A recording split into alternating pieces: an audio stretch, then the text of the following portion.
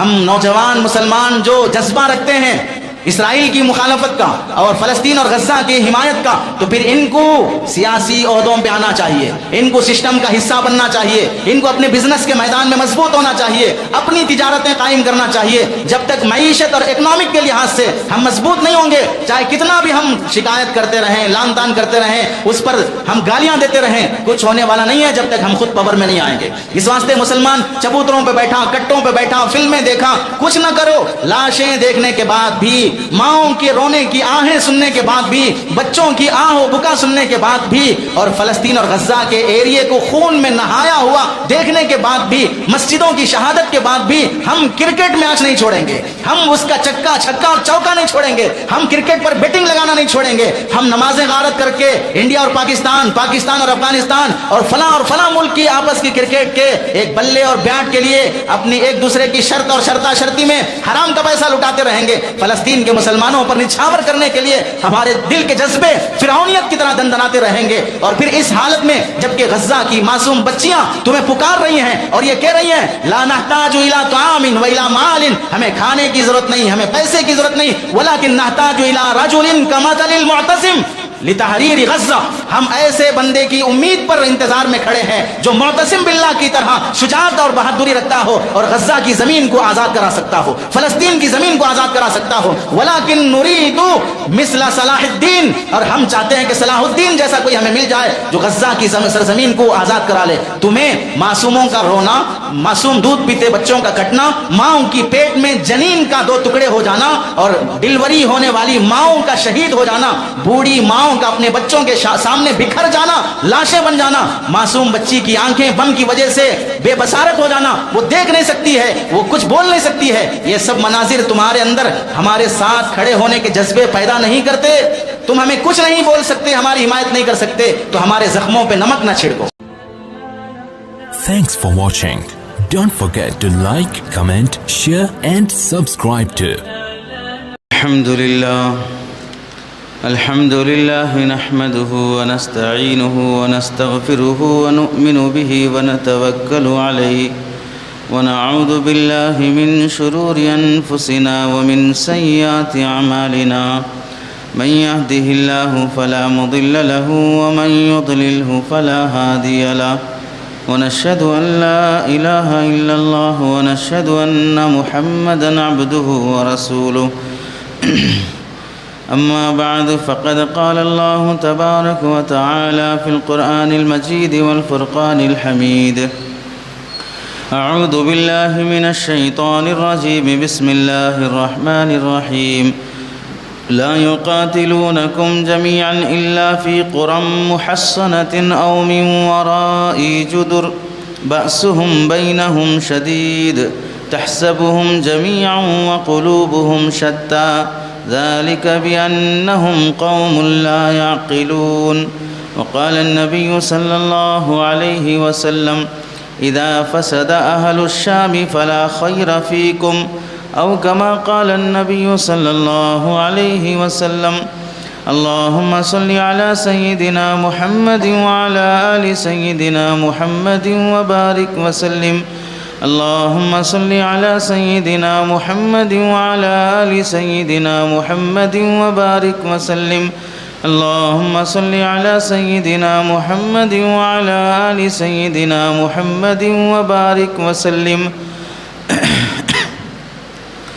میرے محترم عزیزوں، بزرگوں اور دوستوں، قرآن مجید کی آیت اور حدیث پاک کی روشنی میں آپ حضرات کے سامنے جو بات عرض کرنی ہے، مسلسل فلسطین اور غزہ کے مسلمانوں کے حالات جس قدر ناگفتہ بھی ہوتے جا رہے ہیں، آئے دن مظالم کا سلسلہ بڑھتے جا رہا ہے،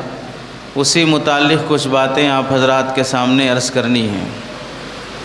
قرآن مجید کی آیت میں اللہ رب العزت ارشاد فرماتے ہیں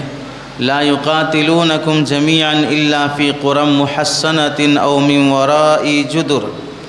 یہ دشمن جو تم سے جنگ کرنے کے لیے آئے ہیں اور تم سے لڑ رہے ہیں، ان کے اندر اتنی ہمت نہیں ہے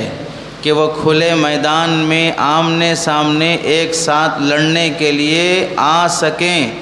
الا فی قرم محصنۃ، مگر یہ کہ ایسی جگہ چھپ کے بیٹھ کر لڑیں گے یا دیوار کے پیچھے سے بیٹھ کے لڑیں گے، مضبوط قلعے میں محفوظ ہو کر وہاں سے جنگ کرنا چاہیں گے۔ ان کے دلوں میں اتنا خوف اور ڈر ہے کہ یہ سامنے سے لڑنے کی طاقت اور ہمت نہیں رکھتے ہیں۔ او من ورائی جدر، دیواروں کے پیچھے سے، آسرے اور کنارے سے اپنے آپ کو بچانے کی سوچ کر، اپنے جان کا خوف رکھ کر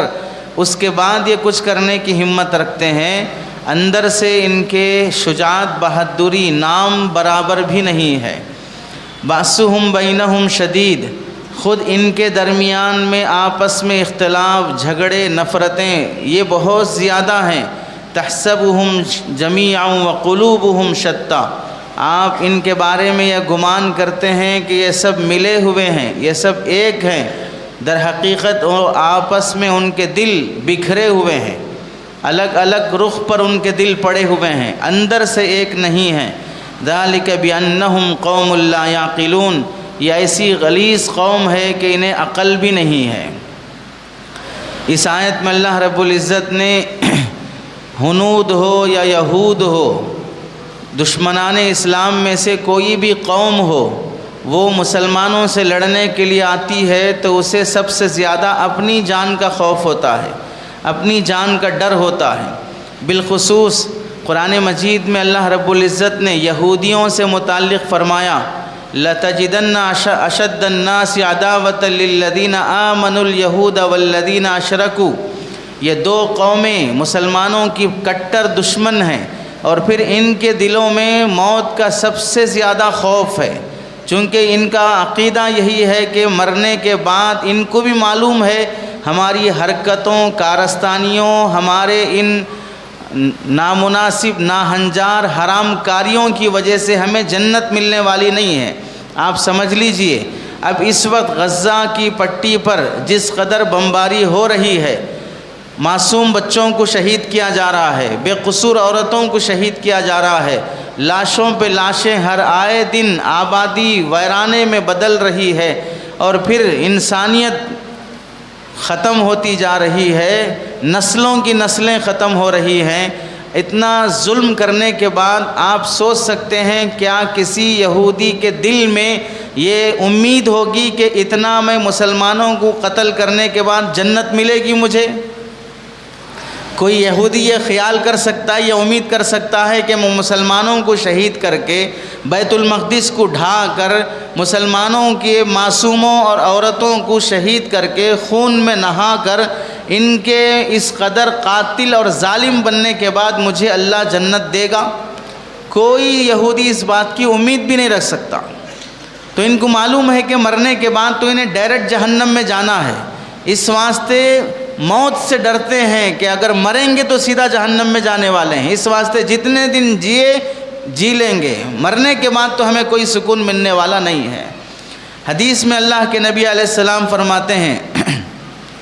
اذا فسد اہل الشام فلا خیر فیکم، ملک شام میں اگر فساد اور بگاڑ آ جائے تو پھر دنیا کے سب مسلمانوں کان کھول کے سن لو، پھر تم بھی کبھی کسی بھلائی اور خیر پر نہیں ٹک سکتے۔ اگر وہاں فساد اور بگاڑ پیدا ہو گیا، ملک شام، یہ حدیث جس وقت اللہ کے نبی نے فرمائی اس وقت سیریا ہو، ملک شام ہو، فلسطین ہو، سب ایک علاقہ شمار ہوتا تھا۔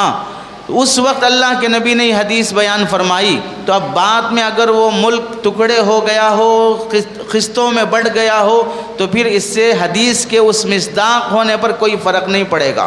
تو اللہ کے نبی نے فرمایا ملک شام میں، فلسطین میں اگر فساد برپا ہو جائے، وہاں پر فتنہ پیدا ہو جائے اور وہاں پر خیر اور امن ختم ہو جائے، تو پھر دنیا کے کسی خطے میں خیر اور امن کی امید نہ رکھنا۔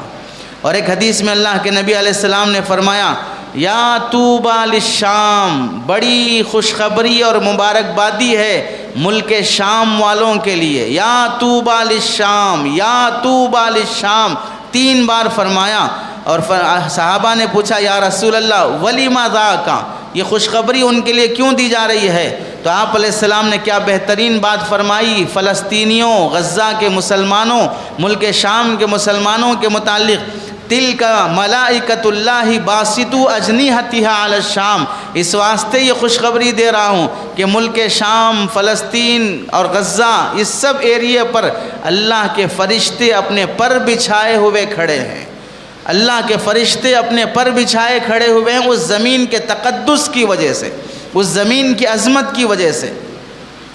اور ایک حدیث میں اللہ کے نبی علیہ السلام نے فرمایا علیکم بالشام، تم ملک شام کی نیشنلٹی حاصل کرو، تم ملک شام میں رہنے کی کوشش کرو، فإنہا صفوۃ بلاد اللہ، ملک شام فلسطین ایسا ایریا ہے جسے اللہ نے چنا ہے، اللہ کا پسندیدہ ایریا ہے، یسکنہا خیرۃ من خلقہ، اللہ تعالیٰ اپنی مخلوق کے بہترین بندوں کو وہاں ٹھہراتے ہیں، اپنے بندوں میں سے جو بہترین اور افضل ترین بندے ہوتے ہیں اللہ انہیں فلسطین اور ملک شام میں ٹھہراتے ہیں۔ اور آپ نے فرمایا فمن ابا، اور جو شخص وہاں جانا نہیں چاہتا، وہاں ٹھہرنا نہیں چاہتا، فلیلحق بیمنہ ولیسق من غدرہ، تو اسے چاہیے کہ فلسطین اور ملک شام کا پانی تو پینے کی کوشش کرے، وہاں کے آب و ہوا سے سیراب ہونے کی کوشش کرے۔ فإن اللہ تکفل علی بالشام واہلہا، اللہ نے مجھ سے ضمانت لی ہے، وعدہ لیا ہے کہ ملک شام اور فلسطین اور اس کے رہنے والے لوگوں کی حفاظت کرے گا۔ اور آپ بتائیے غزہ، فلسطین، حماس کا وہ ایریا خالی نہتے ہاتھ، کون سا ان کے پاس نیوکلیئر بم ہے، کون سے ان کے پاس آلات جنگ کے نئے نئے آئٹمز ہیں، لیکن پوری دنیا کا سپر پاور کہلانے والا دہشت گرد ٹیررسٹ امریکہ اور اسرائیل، یہ دونوں حرام کے نطفے آج تک اسرائیل اور فلسطین اور غزہ کو مٹا نہیں سکے ہیں۔ اور یہ جنگ چل رہی کب سے؟ 1901 سے یہ جنگ چل رہی ہے۔ آپ نے تاریخ پڑھا ہوگا تو معلوم ہوگا 1880 میں یہودیوں نے فلسطین کے ایریے پر وہاں جا کر اپنے زمینات بنانا، مکانات خریدنا، یہ انہوں نے پلاننگ کی تھی، 5% کی بھی آبادی نہیں تھی۔ 1880 سے وہاں قبضہ کرتے کرتے کرتے آج 2003 آ گیا ہے، تو وہاں فلسطین کی وہ زمین جو فلسطینیوں کی تھی، عربوں کی تھی، آج بھی وہ یہودی، آپ سمجھیے 1 مہینے کے قریب سے بمباری چل رہی ہے، کن پر؟ ہاسپٹلوں پر، کن پر؟ اسکولوں پر، کن پر؟ سویلینز پر، عام گھروں میں رہنے والی پبلک پر، کن پر؟ مسجدوں پر۔ 50 نہیں 57 مسجدیں ملک شام فلسطین کی 57 مسجدیں شہید کر دی گئی ہیں۔ آپ سمجھیے ایک بابری مسجد شہید ہونے پر ہمارا دل دکھا، تو 50 سے زائد مسجدیں جہاں پر شہید کر دی گئی ہوں تو پھر کتنا اسے تعمیر کرنے میں وقت لگے گا۔ تو اتنا سب کچھ کرنے کے بعد بھی عام نہتوں پر، رفح کے بارڈر پر جہاں خالی ہاتھ زخمی، بیمار اور بوڑھے معصوم بچے علاج کے لیے، کھانے اور پانی کے لیے تڑپ رہے ہیں، اس ایریے میں دہشت گرد، دھوکے باز، حرام نطفے کی اولاد، اسرائیل کی فوج، یہ ایسے ٹرک میں سوار ہو کے جاتے ہیں جس میں سامان لاد کر لے جایا جاتا ہے تاکہ بارڈر والوں کو پتہ چلے کہ ہمارے کھانے پینے کا سامان آ رہا ہے۔ اندر سے اسرائیلی دہشت گرد فوجی رہتے ہیں اور جا کر خاموشی کے ساتھ کھانے والے، سونے والے، علاج میں بیٹھے ہوئے لوگوں پر بمباری اور گولی برسا کر انہیں شہید کر دیتے ہیں۔ تو آپ بتائیے یہ کوئی جنگ ہے؟ یہ کوئی ہمت اور جوانمردی کی بات ہے؟ پہلے سے جو آدھ مرا ہوا شخص ہے، آدھا مر چکا ہے، وہ اس کی فیملی بچھڑنے کی وجہ سے، گھر اجڑنے کی وجہ سے، خاندان کا تنہا ایک فرد بچنے کی وجہ سے، اب اس خالی نہتے بوڑھے شخص پر، تنہا عورت پر، معصوم 8 سال کے بچے پر وہ بندوق تان کر اسے ختم کر دیتے ہیں۔ تو اللہ کے نبی علیہ السلام نے فرمایا وہاں کے رہنے والے لوگوں کی اللہ نے حفاظت کی ذمہ داری لی ہے۔ اور ایک حدیث، اس حدیث کی وجہ سے آپ کو معلوم ہوگا اللہ کے نبی نے جب فرمایا کہ ملک شام فلسطین کے ایریے کی نیشنلٹی اور وہاں رہنے کی کوشش کرو، تو صحابہ کو شوق پیدا ہوا کہ اس زمین کی عظمت ہم بھی حاصل کریں۔ حضرت عمر رضی اللہ تعالیٰ عنہ سفر کر کے گئے، حضرت ابن عمر رضی اللہ تعالیٰ عنہ فلسطین کے ایریے کا سفر کر کے آئے، حضرت معاذ رضی اللہ تعالیٰ عنہ، حضرت ابو ذر غفاری، حضرت عمر بن عاص، عبداللہ بن عمر بن عاص، سعد بن معاذ، کتنے جلیل القدر صحابہ تو صحابہ، عورتیں بھی، حضرت صفیہ رضی اللہ تعالیٰ عنہ اللہ کے نبی علیہ السلام کی زوجہ مطہرہ، انہوں نے بھی فلسطین کی عظمت جب سنی تو مستقل سفر کر کے وہاں چند دن قیام کر کے اس کی عظمتیں حاصل کرنا چاہا۔ حضرت سفیان ابن عیینہ، سفیان ثوری اور حضرت لیث ابن سعد، یہ جلیل القدر فقہاء یہ سب وہاں کے قیام کو ترجیح دیا کرتے تھے، حتیٰ کہ امام شافعی رحمۃ اللہ علیہ کا جہاں برت ہوا ہے، پیدائش ہوئی ہے، وہ فلسطین ہے۔ فلسطین میں حضرت امام شافعی رحمۃ اللہ علیہ کی پیدائش ہوئی، اور ہمیشہ فلسطین کی محبت میں اشعار پڑھا کرتے تھے، مجھے فلسطین کی سرزمین سے محبت ہے، کبھی مجھے واپس فلسطین جانا پڑے تو میں فلسطین کی مٹی کو اپنی آنکھوں کا سرما بناؤں گا۔ امام شافعی رحمۃ اللہ علیہ فرمایا کرتے تھے۔ آپ دیکھیے اللہ کے نبی نے فرمایا ائتوہ، اس حدیث کی روشنی میں آپ سمجھیے، آپ علیہ السلام نے کیا فرمایا؟ اگر تم وہاں نہیں جا سکتے تو وہاں کم از کم پانی پینے کی، وہاں کی آب و ہوا لینے کی کوشش کرو۔ اللہ کے برگزیدہ بندے وہاں رہتے ہیں، منتخب بندے وہاں رہتے ہیں جن پر اللہ کی رحمت نازل ہوتی ہے۔ یہ حدیث تو ہمیں بتاتی ہے کہ فلسطینی اور ملک شام کے لوگ اللہ کے برگزیدہ بندے ہیں، انہیں اللہ نے چنا ہے۔ افسوس اس عالم میں بھی جبکہ 1 مہینے کی بمباری سے غزہ کے 14 لاکھ سے زائد مسلمان بے گھر ہو چکے ہیں، 5.5 لاکھ عورتیں بے گھر ہو چکی ہیں، 2,500 سے زائد مسلمان نوجوان دلہنیں جن کی شادی 1 ہفتہ 4 دن پہلے ہوئی تھی، تازہ دلہنیں بیوہ بن چکی ہیں۔ اس قدر وہاں غم اور الم کا عالم ہے۔ یہ مناظر دیکھنے کے باوجود کٹی ہوئی لاشیں، اجڑا ہوا غزہ، اور لاشوں کو اٹھاتے اٹھاتے آبادی قبرستان اور ویرانے میں بدل چکی ہے۔ جس بلڈنگ پر بم گرا اسی کے سامنے جو گڑھا بنا اسی گڑھے کو قبرستان بنایا جا رہا ہے۔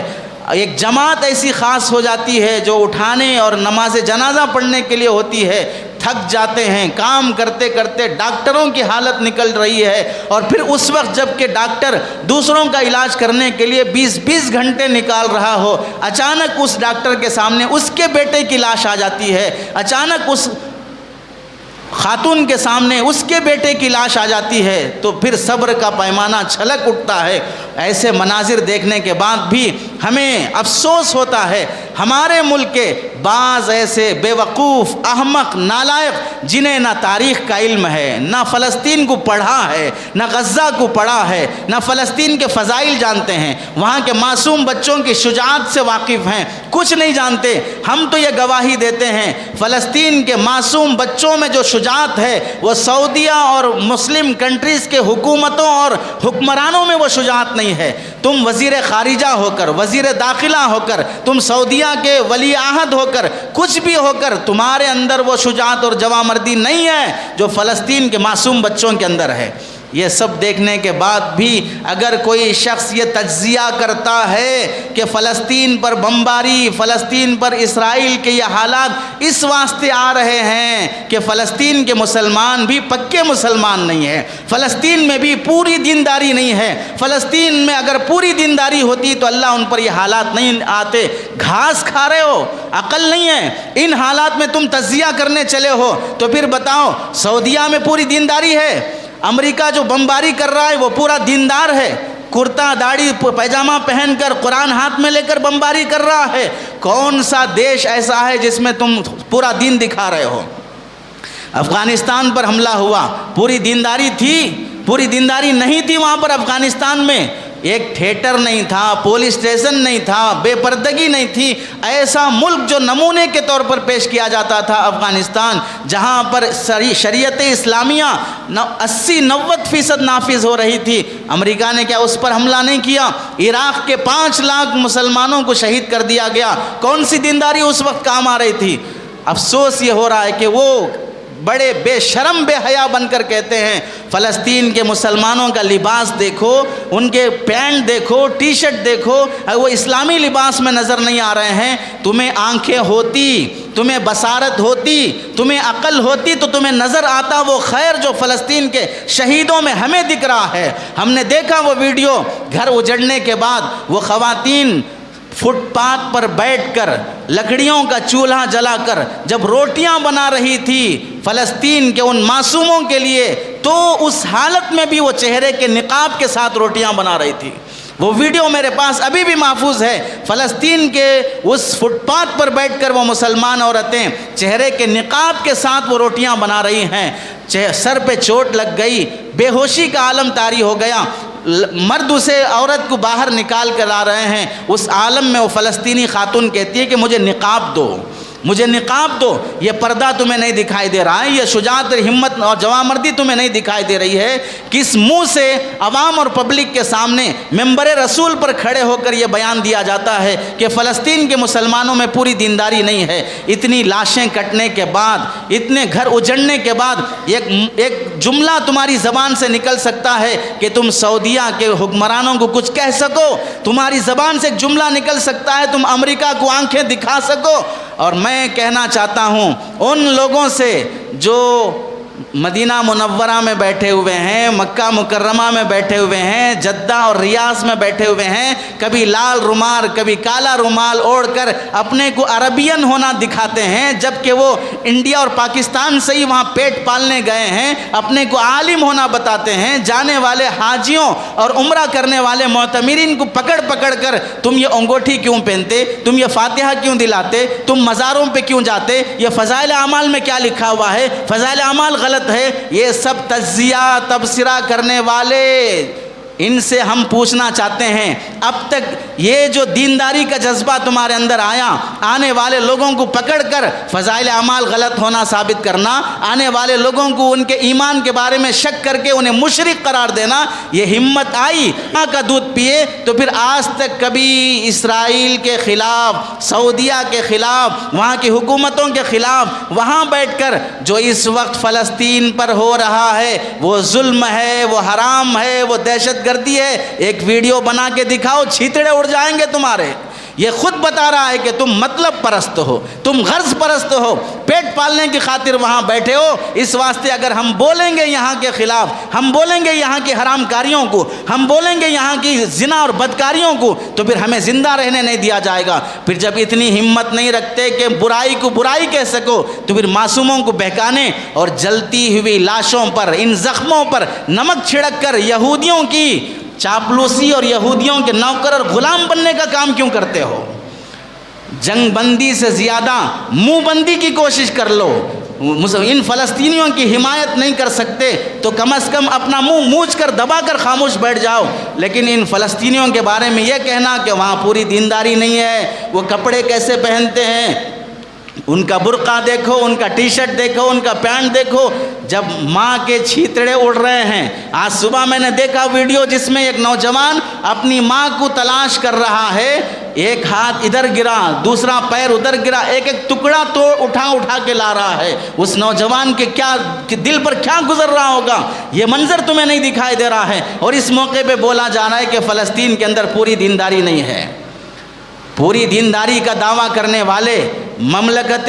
سعودیہ کے بارے میں کچھ بولنا تو دور کی بات، کچھ ایک خط ایک مضمون لکھ کر دکھاؤ، جس ملک میں تم رہتے ہو اس ملک کی بے حیائی کو ختم کر کے دکھاؤ۔ اپنی نسل کا، اپنے خاندان کا رسم و رواج، بے حیائی، رشوت خوری، سود خوری اور جھوٹ یہ ختم نہیں کر سکتے۔ فلسطین کے معصوم مسلمانوں پر تہمت اور الزام لگا کر جو محبت اور عظمت ان حالات میں مسلمانوں کے دلوں میں فلسطینیوں سے متعلق پیدا ہو رہی ہے اسے بھی ختم کرنے کی کوشش کر رہے ہو۔ ہم یہ کہنے سے باز نہیں آئیں گے، اس طرح کی زبان اختیار کرنے والے انگریز کے زمانے میں بھی وہ انگریز کے چیلے تھے جو برٹش کی طرف سے طرفداری کرتے ہوئے فوج میں آنے والے مسلمانوں کو دہشت گرد قرار دیتے تھے. آج بھی وہ اسرائیل، یہودی اور فلسطینیوں کی طرفداری کرتے ہوئے معصوم مسلمانوں پر یہ الزام لگا رہے ہیں تاکہ مسلمانوں کے دلوں سے جو رحم، جو ہمدردی فلسطین اور غزہ کے متعلق پیدا ہو رہی ہے، ان کے لباس کو دیکھ کر ختم ہو جائے،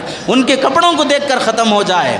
موت اور زخمی حالت ہونے کے موقع پر تو دشمن کو بھی رحم آ جاتا ہے. امریکہ اور دوسرے وہ کنٹریز جو مسلم کنٹریز نہیں ہیں، وہاں کی عوام اور پبلک مسلمان نہیں ہیں، عیسائی ہیں، یہودی ہیں، نارمل اور سیکولر یہودی ہیں، وہ بھی سڑکوں پہ آ کر کہتے ہیں، یہودی پادری اپنے معبد اور عبادت گاہ سے آ کر کہتا ہے کہ جو غزہ پر ہو رہا ہے وہ ہم یہودی نہیں کر رہے ہیں، وہ الگ تنظیم ہے صہیونیوں کی جو تشدد پرست، فرقہ پرست، دہشت گرد یہودی ہیں، وہ کر رہے ہیں، ہم سیکولر یہودی اس کے قائل نہیں ہیں. اتنا ظلم ہوا کہ ظالم کی قوم بھی کہہ رہی ہے کہ ظلم ہے، لیکن تم مسلمان ہو کر منبر رسول سے کہتے ہو کہ فلسطینیوں کے کپڑوں کو دیکھو،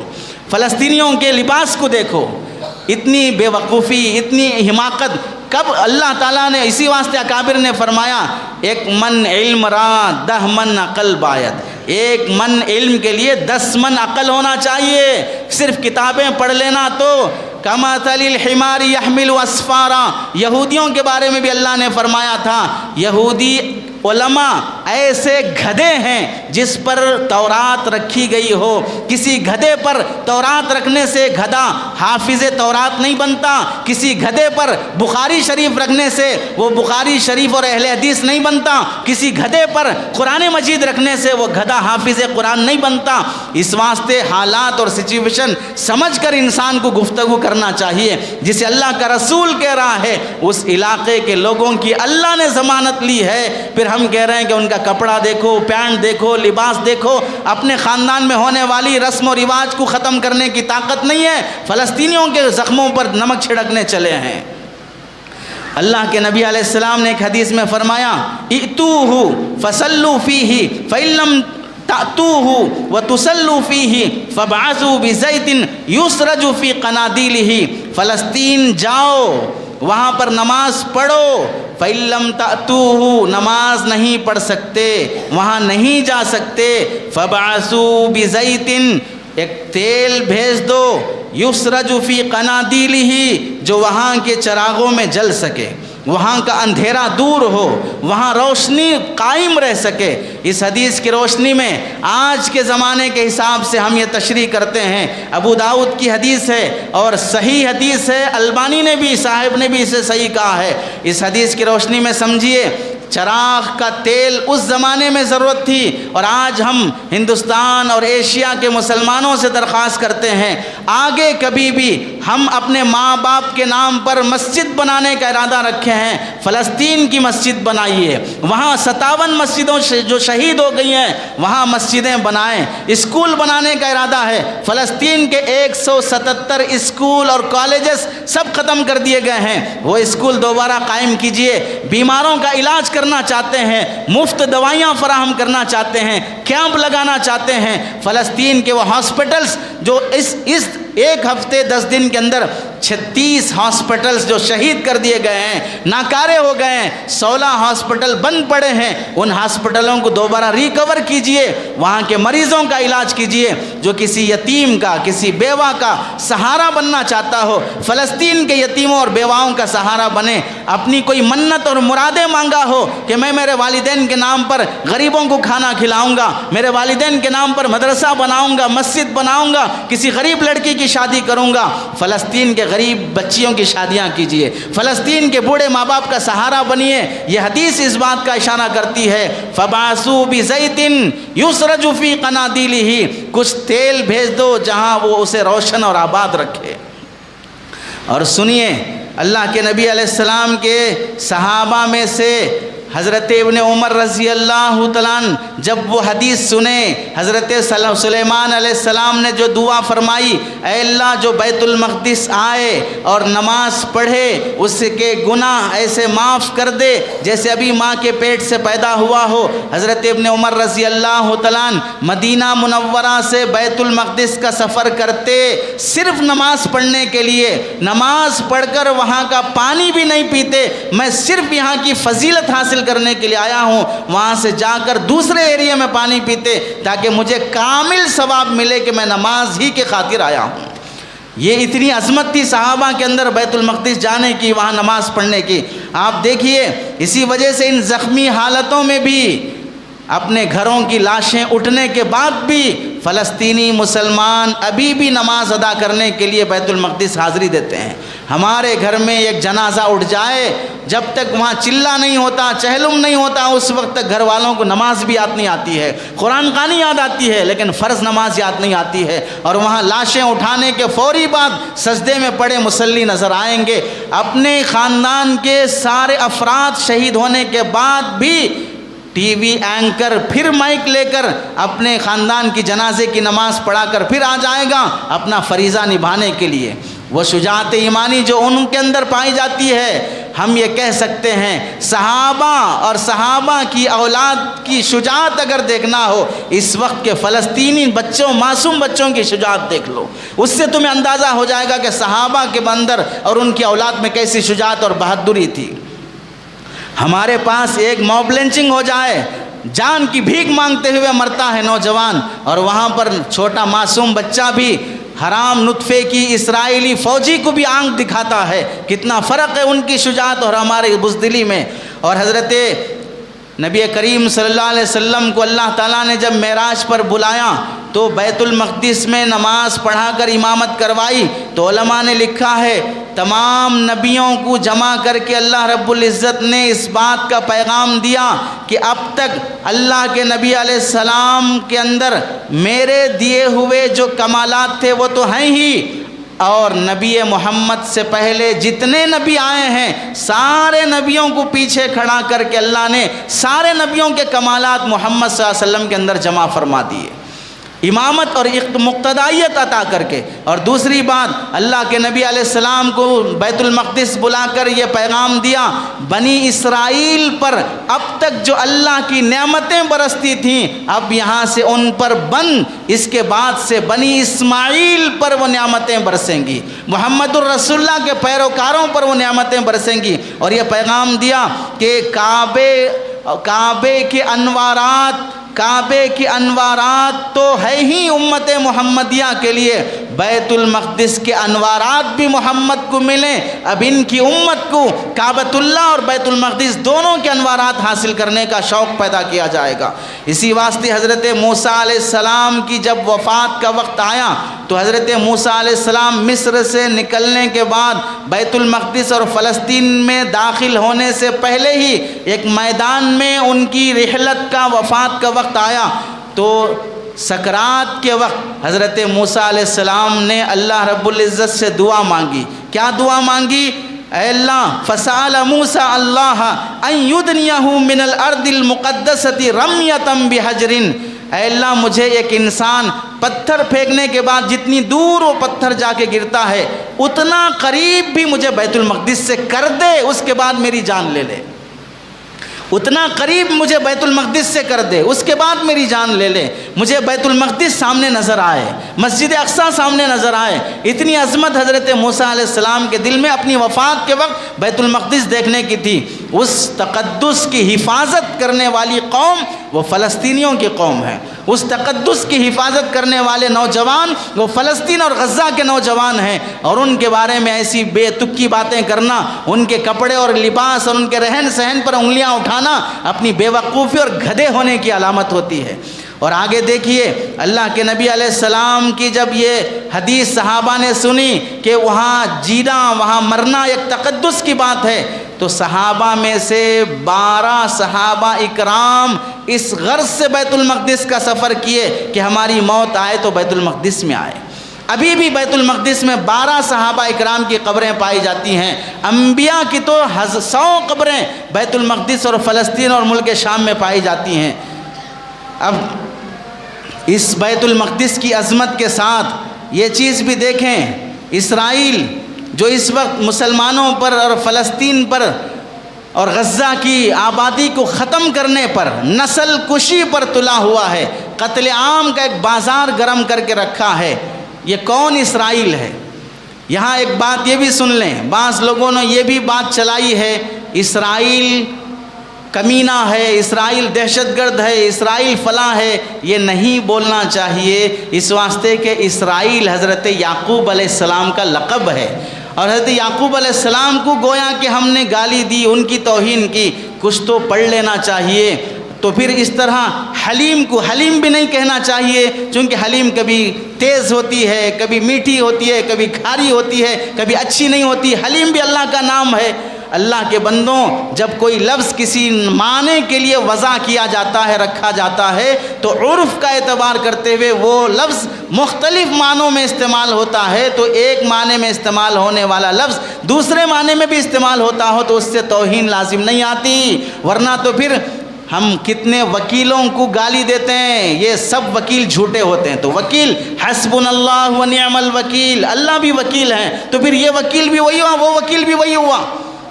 زمین آسمان کا فرق ہوتا ہے. لفظ میں الفاظ وضع کیے جاتے ہیں مختلف معنوں کے لیے.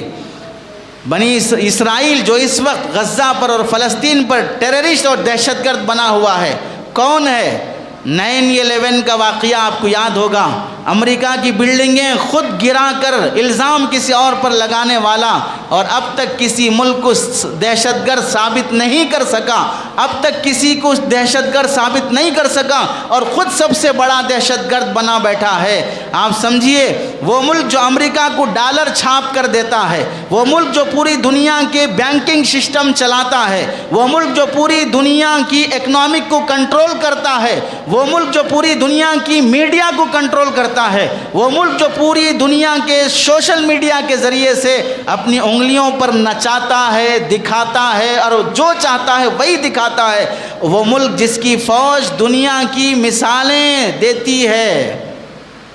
دنیا میں اس کی مثالیں دی جاتی ہیں، جس کے پیچھے پوری دنیا کی سپر پاور کھڑی ہے، وہ ملک جس کے پیچھے، وہ ملک جو اپنے اسکول کے بچوں کو بھی بم مارنا، بندوق چلانا، دہشت گردی کرنا سکھاتا ہے، وہ ملک جس کی پارلیمنٹ میں لکھا ہے تیری سرحدیں دریائے نیل سے دریائے فرات تک ہیں. یعنی جس ملک کی پارلیمنٹ پر یہ لکھا ہے تیرے ملک بننے اور بنانے کا اصل مقصد دہشت گردی ہے، دوسروں کو نگلنا ہے، دوسروں کو فنا کرنا ہے، امن برباد کرنا ہے. اس مقصد کے لیے جو ملک قائم کیا گیا، وہ ملک جس کو تسلیم کیے بغیر آپ کسی خطے میں امن سے نہیں رہ سکتے، وہ ملک جس کی فوج دنیا کی بہترین فوج شمار ہوتی ہے، وہ ملک جس کے پاس مشرق وسطیٰ میں سب سے بڑی انٹیلیجنس سروسز موجود ہیں، وہ ملک جس کا آج تک پوری دنیا میں اپنا کوئی ذاتی وطن نہیں ہے، وہ ملک جس نے فلسطینیوں کا جینا حرام کر کے رکھا ہے، وہ ملک جو قبلہ اول کی بے حرمتی کا کوئی موقع اپنے ہاتھ سے جانے نہیں دیتا ہے، وہ ملک جو مسجد اقصیٰ کو گرا کر وہاں ہیکل سلیمانی ٹیمپل آف سلیمان بنانے کے لیے کوشش میں لگا ہے، وہ ملک جس نے عراق کی ایٹمی تنصیبات کو تباہ کر دیا، وہ ملک جس کے جھوٹے پروپیگنڈے پر امریکہ بزدل نے عراق کی اینٹ سے اینٹ بجا کر 5 لاکھ شہریوں کو موت کے گھاٹ اتار دیا، اور عین عید کی صبح، عید الاضحیٰ کی صبح صدام حسین کو پھانسی کے پھندے پر لٹکا دیا، وہ ملک جو انڈیا اور امریکہ کے ساتھ مل کر کسی خطے میں امن باقی رہنے نہیں دیتا، وہ ملک جو پوری دنیا کے ممالک کو ایک دوسرے سے لڑاتا ہے، جس نے معصوم فلسطینیوں کو جن کی عمریں کھیل کود پڑھنے لکھنے کی تھیں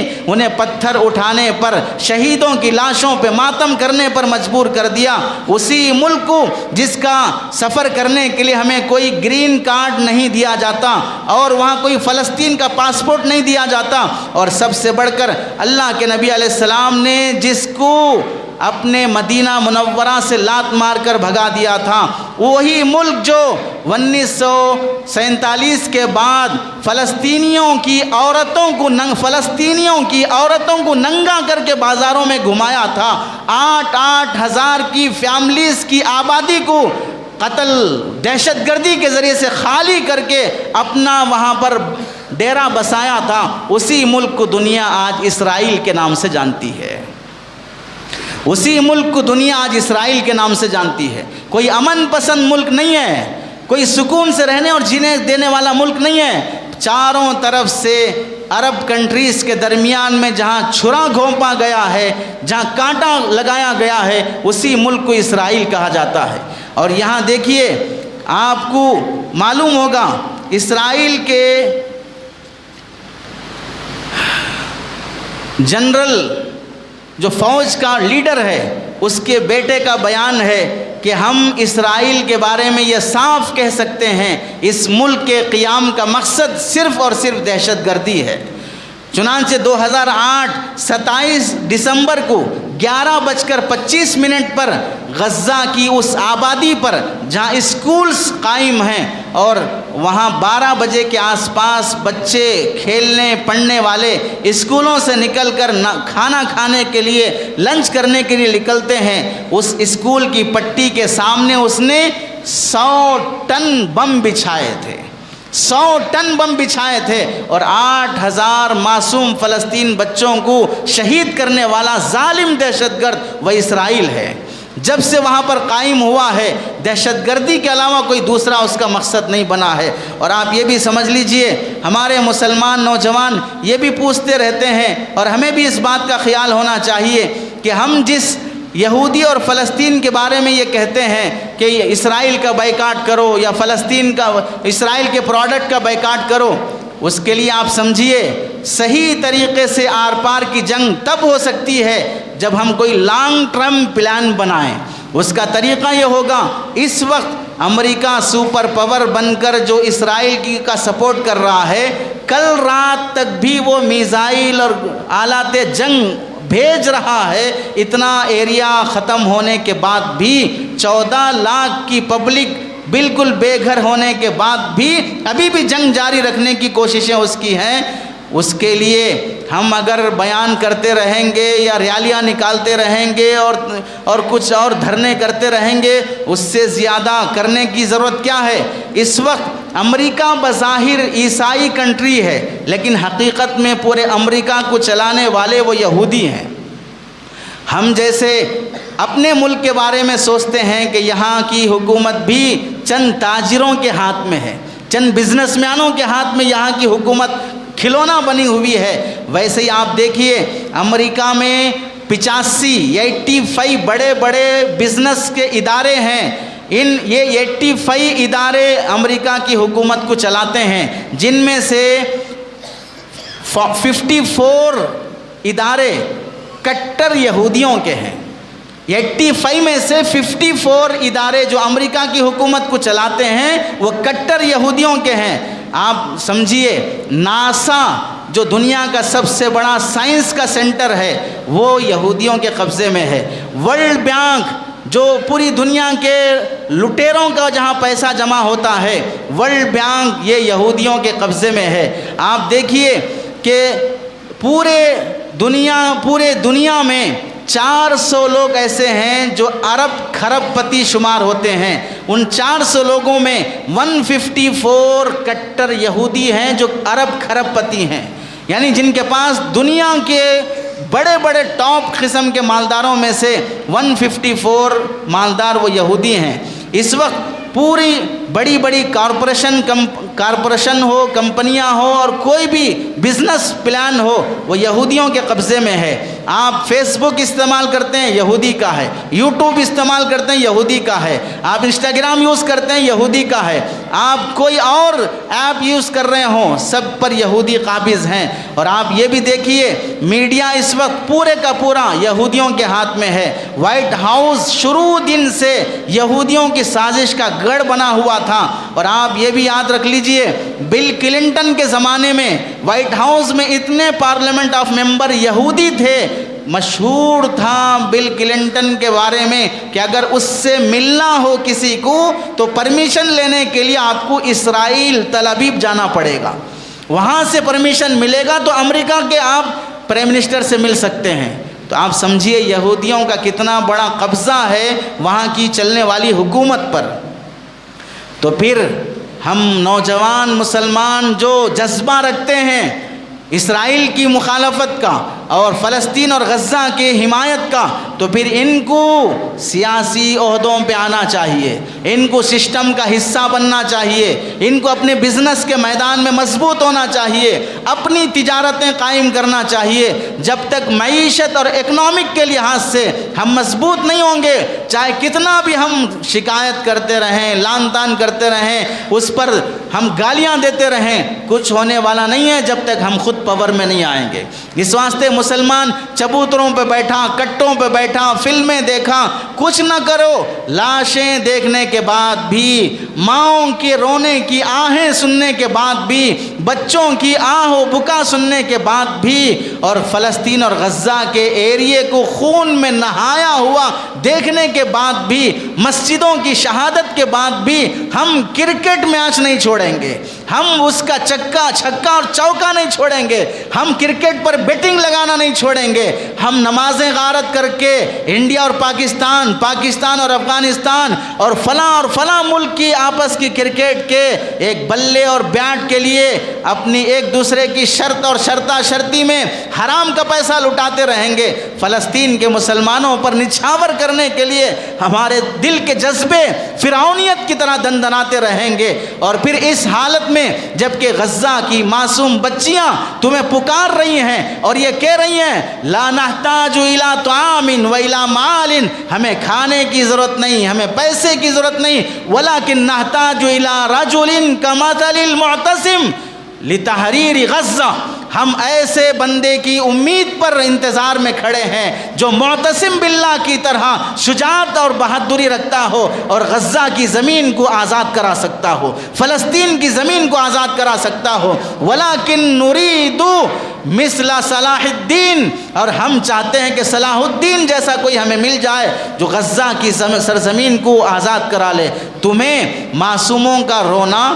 معصوم دودھ پیتے بچوں کا کٹنا، ماؤں کی پیٹ میں جنین کا 2 ٹکڑے ہو جانا اور ڈلیوری ہونے والی ماؤں کا شہید ہو جانا، بوڑھی ماؤں کا اپنے بچوں کے سامنے بکھر جانا، لاشیں بن جانا، معصوم بچی کی آنکھیں بم کی وجہ سے بے بصارت ہو جانا، وہ دیکھ نہیں سکتی ہے، وہ کچھ بول نہیں سکتی ہے، یہ سب مناظر تمہارے اندر ہمارے ساتھ کھڑے ہونے کے جذبے پیدا نہیں کرتے؟ تم ہمیں کچھ نہیں بول سکتے، ہماری حمایت نہیں کر سکتے، تو ہمارے زخموں پہ نمک نہ چھڑکو۔ ہمارے مارکیٹ اور بازار میں کفن ختم ہو گئے ہیں، تو کسی نے کہا ہم کفن بھیج دیں گے، تو غزہ نے کہا ہمیں کفن کی ضرورت نہیں ہے، اب کفن کی آپ کو ضرورت ہے، چونکہ انسانیت تمہاری مر چکی ہے، انسانیت ہمدردی تمہاری مر چکی ہے، تم اپنی انسانیت کے لیے دفن کرنے کا انتظام کر لو۔ اور آپ دیکھیے افسوس تو یہ ہوتا ہے ان سب حالات کے باوجود بھی قتل و غارت گری، دہشت گردی یہودی قوم کی عادت، فن اور مہارت بن چکی ہے۔ اہل وطن کو بے وطن کرنا ان کی زندگی کا حصہ ہے، انسانی جانوں کی فصلیں کاٹنا ان کا رسیاں ہے، ان کی خواہش اور امیدیں ہیں، اور عالمی قانون کو کوئی خاطر میں نہ لانا۔ جنگ بند کرو، بین الاقوام اقوام متحدہ کہے گا، ہم کسی کی نہیں سنیں گے، بپھرے ہوئے سانڈ کی طرح جو سامنے آئے گا ہم اسے مارتے جائیں گے۔ ہم انسان نہیں ہیں، انسان نما درندے ہیں۔ یہ ترجمانی ہے اس وقت کے اسرائیلی قوم کی۔ اور حضرت نور عالم خلیل امینی صاحب رحمۃ اللہ علیہ نے، جنہوں نے فلسطین فی انتظار صلاح الدین جو کتاب لکھی تھی، اس میں آپ نے فرمایا روز اول سے ہمارے مسلمانوں سے متعلق ہمیں ایک بات کی بہت اچھی عادت لگ چکی ہے، رونے دھونے کی، شکوے شکایتیں کرنے کی، اور ہمیں ایک دوسرے کے لیے استغاثے کی، مدد مانگتے رہنے کی۔ افسوس تو یہ ہے اسرائیل فلسطین کے معصوم بچوں کو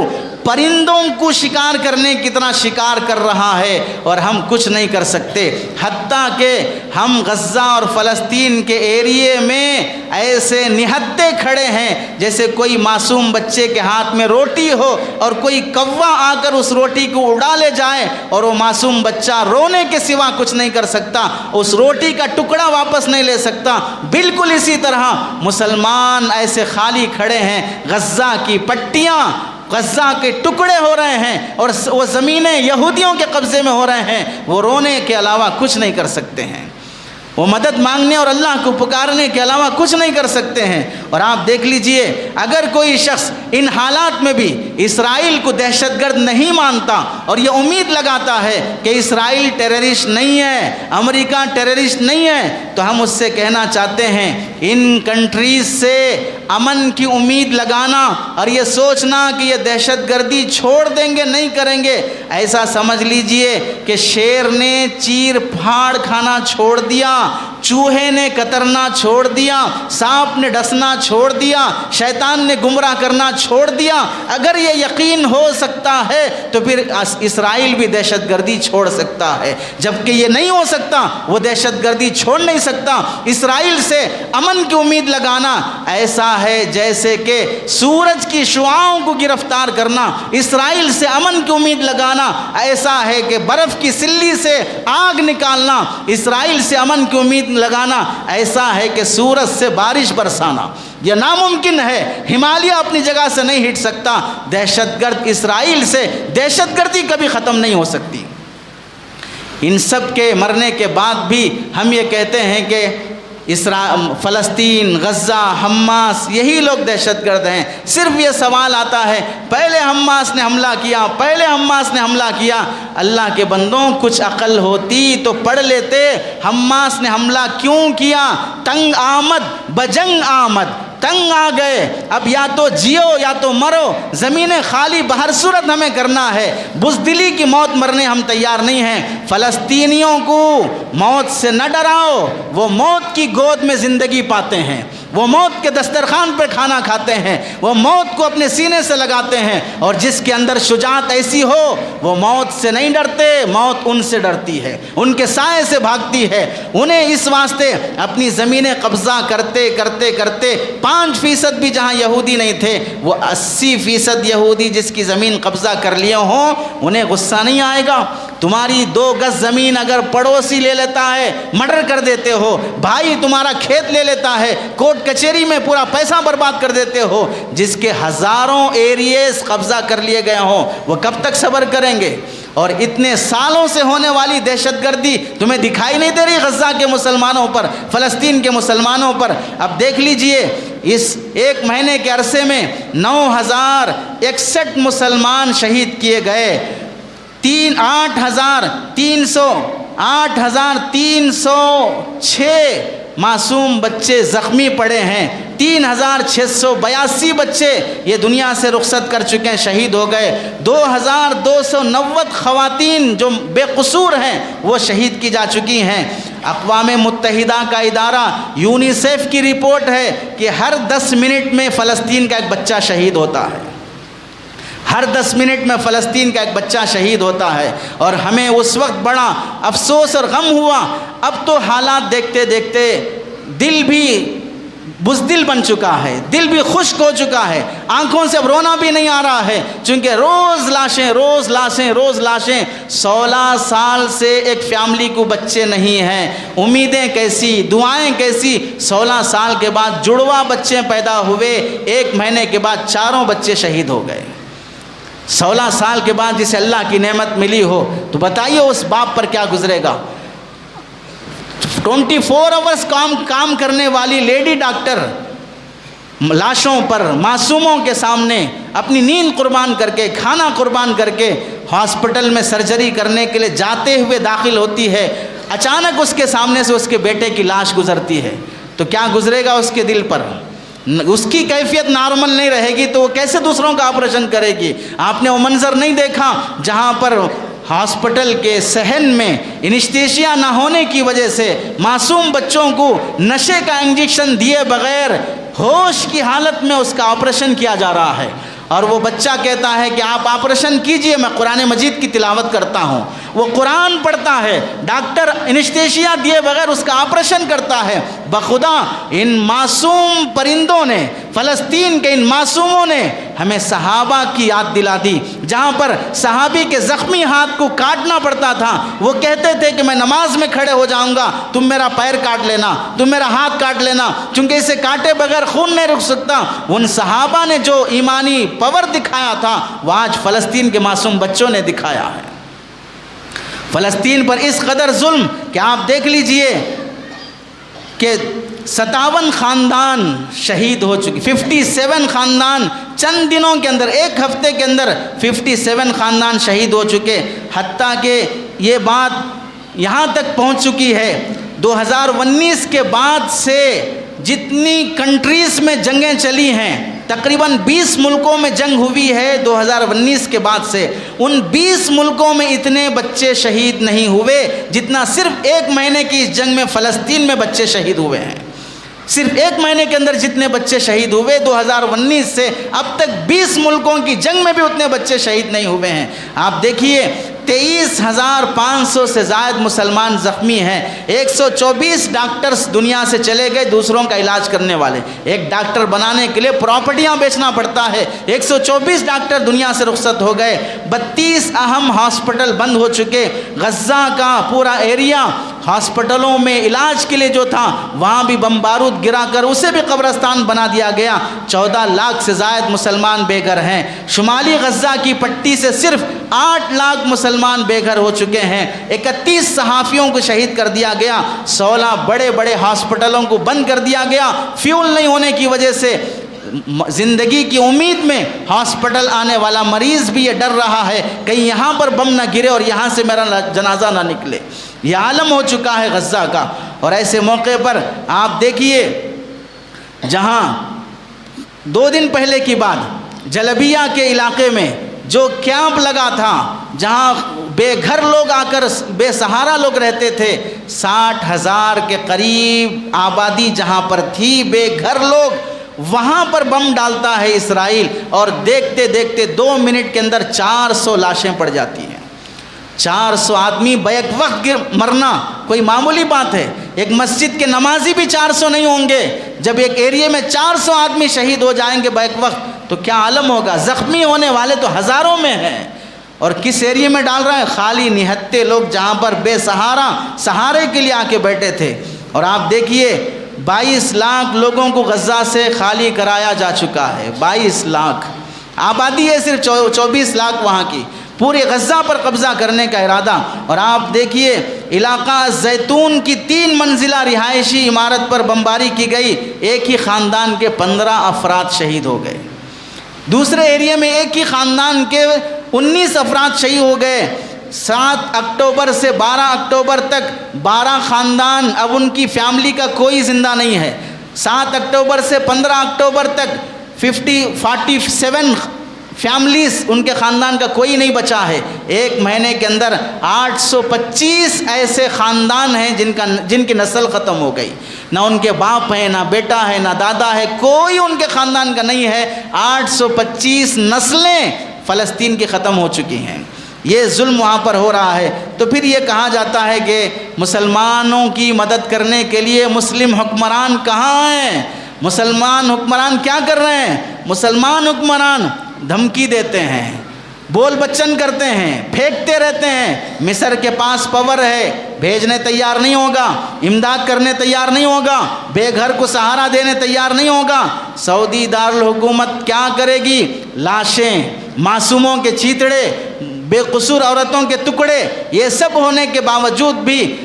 آپ سمجھ لیجئے اس دنیا میں 6,912 زبانیں بولی جاتی ہیں، کسی زبان میں آج سعودیہ کی جو بے حسی ہے اس بے حسی کے لیے کوئی لفظ استعمال نہیں کیا جا سکتا۔ 6,912 زبانوں میں سے ایک طرف تمہارے پڑوس میں لاشیں ہیں اور تم یہاں موسم الریاض میں فلمی ایکٹروں کو بلا کر، ناچنے والوں کو بلا کر، گویوں کو بلا کر، چھکوں کو بلا کر نچاتے ہو۔ ایک ایک ٹکٹ اس فلم کا، اس شو کا جو 3 مہینے تک چلے گا، 60 ہزار روپیے انڈین کرنسی کے ایک ٹکٹ،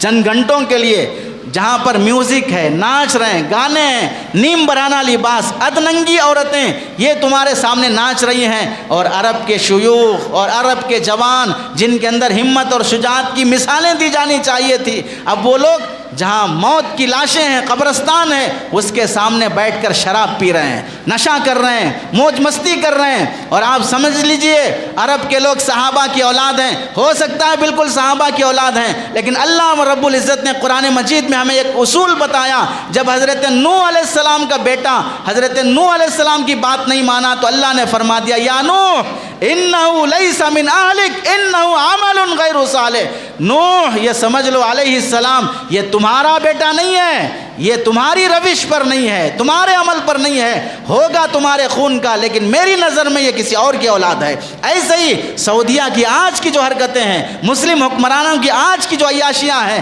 یہ ہرگز گواہی نہیں دے سکتی کہ صحابہ کی اولاد ہیں، ہوں گے بھی تو ان کے عمل سے دیکھا جائے گا، نسب سے کسی کو بھی پرکھا نہیں جائے گا۔ صاحب نسب تو ابو لہب بھی تھا، صاحب نسب تو ابو طالب بھی تھے، ایمان کے بغیر تو حضرت ابراہیم علیہ السلام کے والد کو بھی جنت نہیں ہے، تو پھر ان غلیظوں کے بارے میں یہ ادب اور احترام اور تعظیم کے الفاظ جہاں پر قبرستانوں پر شراب پی جا رہی ہو۔ اسی لیے کسی شاعر نے بڑی اچھی بات کہی تھی،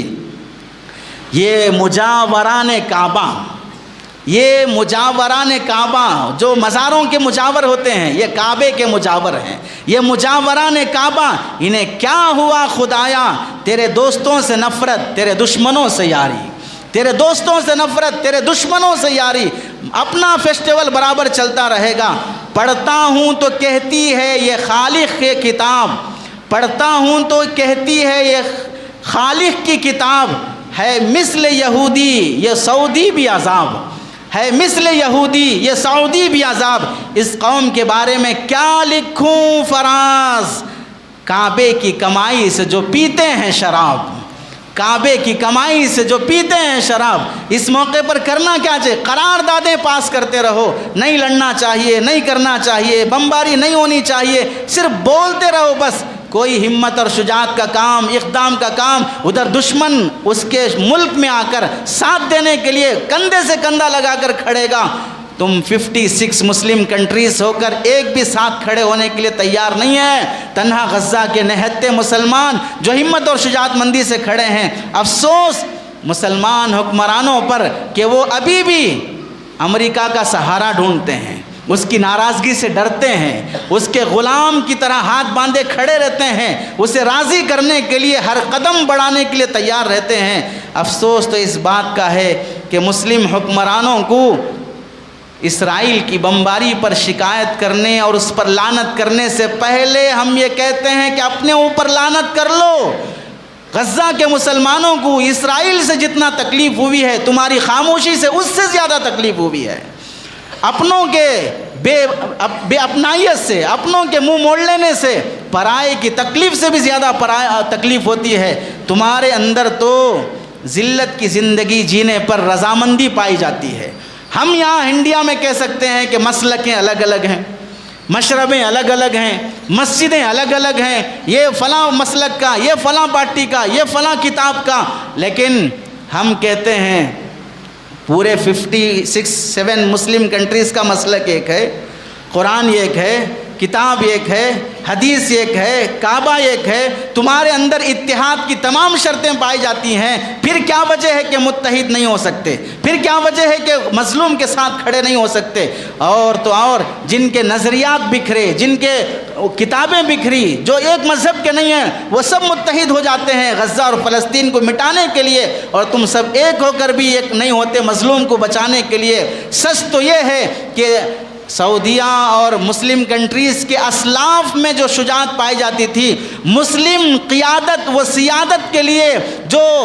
سوز کلام، جو انداز گفتگو، جو شجاعت جس سے دنیا کی ہر طاقت سے مخاطب کیا جا سکے، وہ طرز کلام آج کے حکمران بھلا چکے ہیں۔ وہ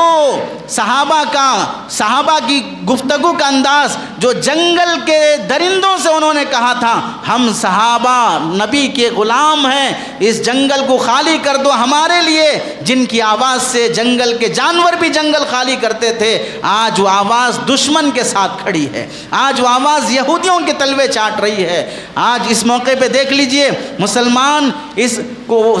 مسلم حکمرانوں کے اندر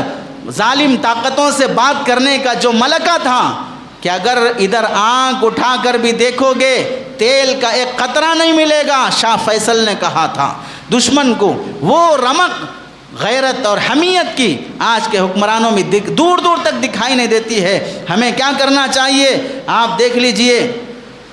کسی عرب نے بڑی اچھی بات کہی، اعجبنی من قال ان فلسطین لم یاکلها الذئب۔ یہ بات مجھے بہت اچھی لگی، فلسطین کو کسی بھیڑیے نے نہیں کھایا،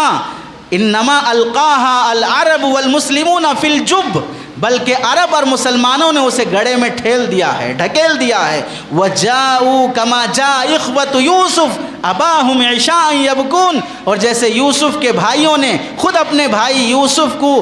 گڑھے میں اور کنویں میں ٹھیل کر باپ کے پاس آئے تھے روتے ہوئے، ایسے ہی مسلم حکمران فلسطین اور غزہ کو ٹھیل کر اسرائیل اور یہودیوں کے حوالے کر پھر یہاں منت اور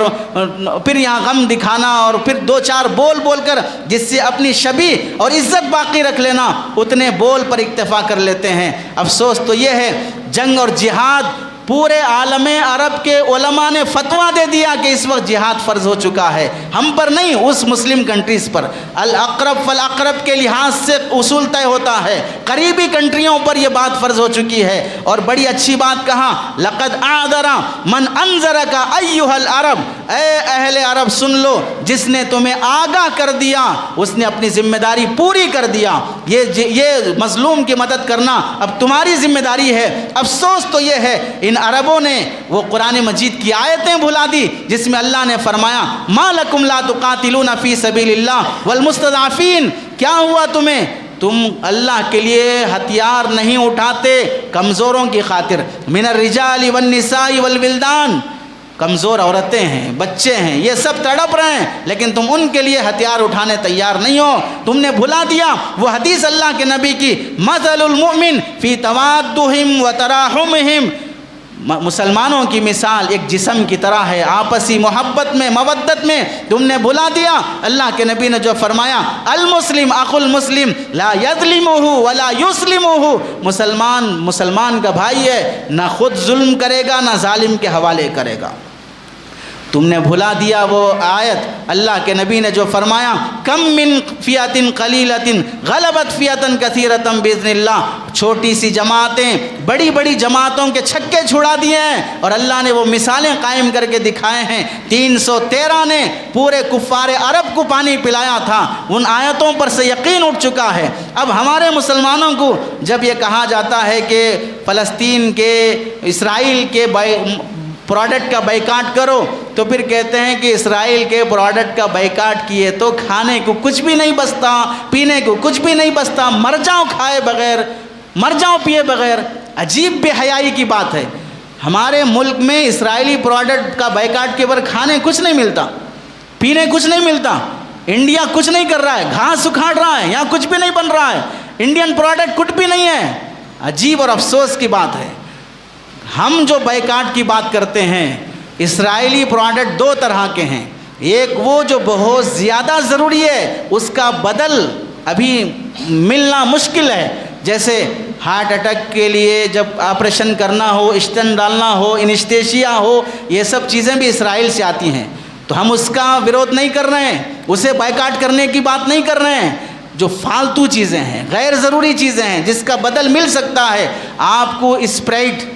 cocoa Cola, Pepsi, soft drinks, اس کا بدل نہیں مل سکتا، آپ کو برگر کا بدل نہیں مل سکتا،